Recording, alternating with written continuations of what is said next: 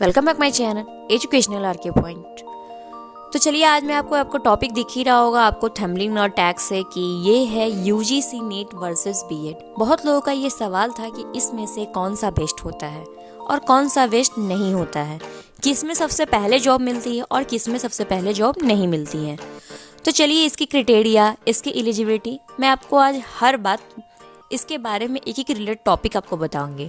उससे पहले अगर आप हमारे चैनल पर नए हैं तो हमारे चैनल पर नए नए अपडेट पाने के लिए फ्री ऑफ कॉस्ट वो भी हमारे चैनल को सब्सक्राइब जरूर करें और घंटे वाले छोटे से बेल आइकन को क्लिक कर दें ताकि जब भी मेरी वीडियो आए सबसे पहले नोटिफिकेशन घंटी आपके फ़ोन की बजे। और अगर आप पुराने हैं तो कुछ नहीं कीजिए, बस आप लाइक एंड शेयर कर दीजिए, वही काफ़ी है।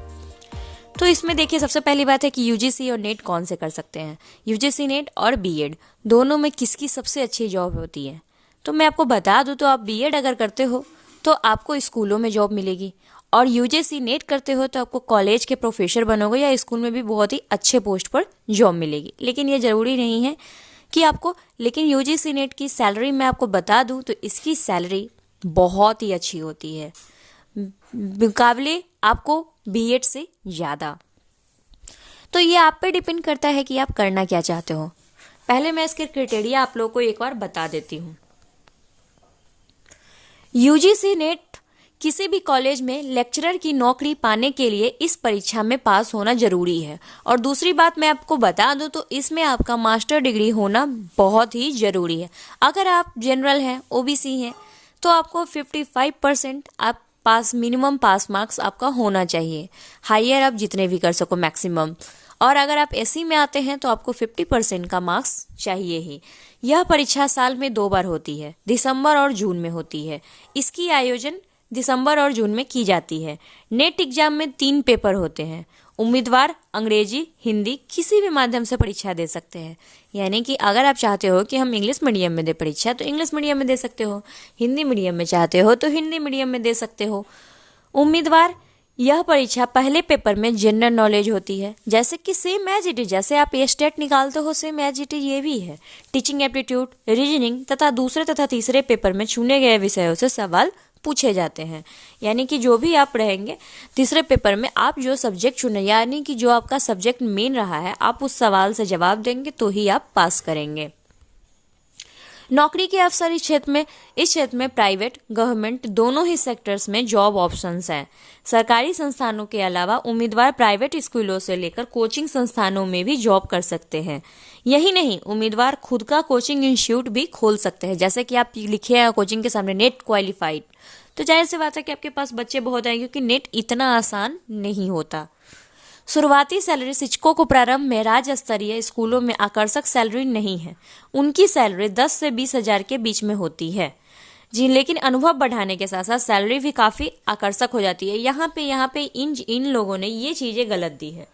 जो भी प्रिंटिंग मिस्टेक होगा, आपके यहाँ पे 10 नहीं, आपकी अगर किसी कॉलेज में हो जाते, हाँ आप कोचिंग में पढ़ाते वगैरह हो तो 10 से 20 हजार आपको दे देगा किसी स्कूल में, प्राइवेट स्कूल में। लेकिन आपका अगर सरकारी कॉलेज में हो जाता है तो 50+ आपकी सैलरी होती है। इससे कम आपकी सैलरी नहीं होती एक प्रोफेसर की। बीए अगर आप बीएड करते हो तो फिर आपकी सैलरी देखिए 25+ होती है। लेकिन अगर आप प्रोफेसर यानी कि नेट क्वालिफाइड करके किसी अच्छे कॉलेज में आपका हो जाता है जॉब तो आपकी सैलरी 50+ रहती है। उसके साथ साथ फैसिलिटीज भी बहुत प्रोवाइड की जाती है। यही नहीं, केंद्रीय स्कूलों तथा सरकारी स्कूलों में भी काफ़ी अच्छा है। तो आप नेट के बारे में समझ चुके होंगे कि नेट होता क्या है। नेट ये होता है कि जब आप एमए पास कर जाते हो या अपियरिंग में भी अगर आपका 55% मार्क्स आता है तो नेट का एग्ज़ाम दे सकते हो। ये एग्ज़ाम साल में 2 बार आयोजित की जाती है। इसकी फॉर्म की चार्जेज 1500 होती है, यानी कि 1500 रुपये। जरूरी नहीं है कि आज मैं 1500 बता रही हूँ और 2 साल बाद आप वीडियो देखो तो 1500 ही हो, तो ये बढ़ भी सकता है। तो इस तरीके से फ़ी पर मत जाए। इस तरीके की क्राइटेरिया होती है। आप क्या कर सकते हो, जा सकते हो आप, अगर आप में एबिलिटी है। इसमें कोई क्राइटेरिया नहीं होती है, कोई एज क्राइटेरिया नहीं होती है। आप 40 साल के हो फिर भी आप दे सकते हो नेट, ऐसा कुछ भी नहीं होता है इसमें। तो ये आप पे डिपेंड करता है कि आप क्या करते हो। चलिए अब आगे चलते हैं बीएड में। और बीएड में बस क्राइटेरिया होता है। तो वो क्राइटेरिया क्या है कि बीएड के लिए आपको कोर्स करना पड़ता है। यानी कि अगर आप ग्रेजुएट हो तो आपको कोर्स करना ही पड़ेगा। यहाँ पे टीचिंग लाइन से संबंधित कोर्स टीचर बनने के इच्छुक उम्मीदवारों के लिए इंटरमीडिएट, ग्रेजुएशन और पोस्ट ग्रेजुएशन में कई कोर्स मौजूद हैं, जिसमें एक है बीएड ऑफ एजुकेशन। टीचिंग क्षेत्र में आने के लिए युवाओं के लिए यह कोर्स काफ़ी लोकप्रिय है।